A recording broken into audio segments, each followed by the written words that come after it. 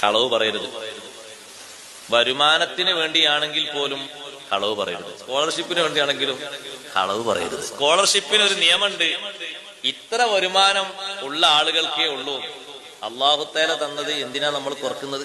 ചില ആളുകൾ ഇങ്ങോട്ട് കിട്ടാൻ ആണ് വകുപ്പെങ്കിൽ അവിടെ എന്തും പറയാന്നാണ് ചില ആൾക്കാരല്ലേ അല്ലേ.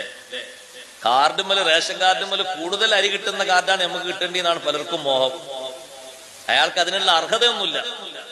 എന്നിട്ട് അവിടെ പൂരിപ്പിച്ചു കൊടുക്കുന്ന ഫോമിലും മറ്റൊക്കെ എഴുതുന്നു വാർഷിക വരുമാനം 3000.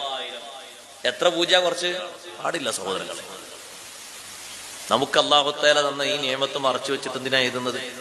അപ്പൊ കുട്ടിക്ക് സ്കോളർഷിപ്പിനാണെങ്കിൽ ഇത്ര വരുമാനം എഴുതണം. അതില് വേണ്ട, അർഹത ഉള്ളവർ മാത്രം വാങ്ങിക്കോട്ടെ.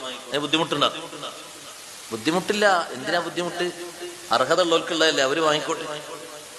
നമുക്ക് അല്ലാഹുത്തആല ഒരു ഉയർന്ന സ്റ്റേജാ തന്നെങ്കിൽ അൽഹംദുലില്ലാ എന്ന് എത്ര പറഞ്ഞാലും മതിയാക്കാൻ കഴിയില്ലല്ലോ. അള്ളാഹ് എന്ന നിയമത്തല്ലേ, എന്തിനാണ് മറച്ചു വെക്കുന്നത്? അല്ലാഹുത്തആല എന്ന നിയമത്തിൽ നമ്മൾ സന്തോഷിക്കല്ലേ വേണ്ടത്, എന്തിനാ കുറവ് കാണിക്കുന്നത്? ഫക്കീറല്ലാത്തവൻ കിട്ടുന്നിടത്തൊക്കെ ഫക്കീറ എന്ന് പറയുന്നത് സഹോദരങ്ങളെ അള്ളാഹുവിനോട് ചെയ്യുന്ന നന്ദികേടാണ്.